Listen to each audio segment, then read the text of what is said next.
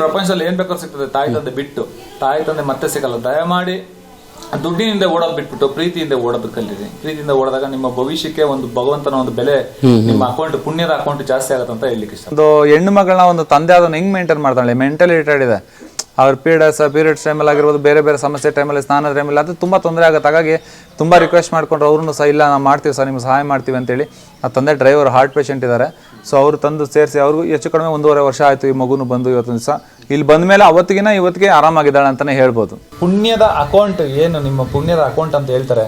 ನೀವು ಏನೋ ಒಂದು ಪುಣ್ಯದ ಕೆಲಸ ಮಾಡಿದೀವಿ ಅಂತ ಹೇಳ್ಬಿಟ್ಟು ಆ ಪುಣ್ಯದ ಅಕೌಂಟ್ ಬೇಕು ಅಂತಂದ್ರೆ ಇಂಥ ಒಂದು ಆಶ್ರಮಗಳಿಗೆ ವಿಸಿಟ್ ಮಾಡಬೇಕು. ಎಸ್ಪೆಷಲಿ ನಮ್ಮಂತ ಬಡ ಆಶ್ರಮಗಳು ಅಂತಾನೆ ಹೇಳ್ಬೋದು. ಯಾಕಂದ್ರೆ ನಾವು ಕಾಡಿನ ಮಧ್ಯೆ ಇದ್ದೇವೆ. ಶೋಭಾ ಅನ್ನೋರು ನಮ್ಮ ಅಕ್ಕನ ತರನೇ, ಅಕ್ಕನೇ. ಇವರು ಬಂದಾಗ ಅಷ್ಟು ಸ್ಟೇಬಲ್ ಇರ್ಲಿಲ್ಲ, ಮೆಂಟಲಿ ರಿಟೈರ್ಡ್ ಪೇಷಂಟ್ಸ್.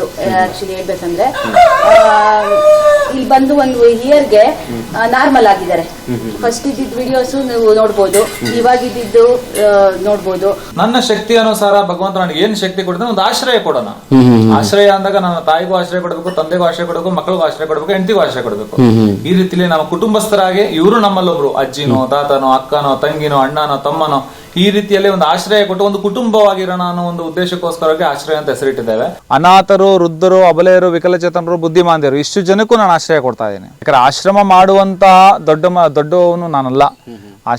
ಆಶ್ರಮ ಅಂತ ನಡೆಸಬೇಕು ಅಂತಂದ್ರೆ ಅದಕ್ಕೆ ಕೆಲವೊಂದು ರೀತಿ ನೀತಿಗಳಿದಾವೆ, ಅದು ನನ್ನ ಕೈಯಲ್ಲಿ ಸಾಧ್ಯ ಇಲ್ಲ. ಸೊ ಒಬ್ಬ ಮನುಷ್ಯನಾಗಿ ನನ್ನಿಂದ ಏನ್ ಸಾಧ್ಯನೋ, ನನ್ನ ಶಕ್ತಿ ಅನುಸಾರ ಏನ್ ಮಾಡೋದು ಅಷ್ಟು ಮಾತ್ರ ಮಾಡ್ಬೋದು ಅಂತ ನಾವು ಬೆಳದಿಂಗಳ ಆಶ್ರಯ ಅಂತ ಇದ್ದೀನಿ.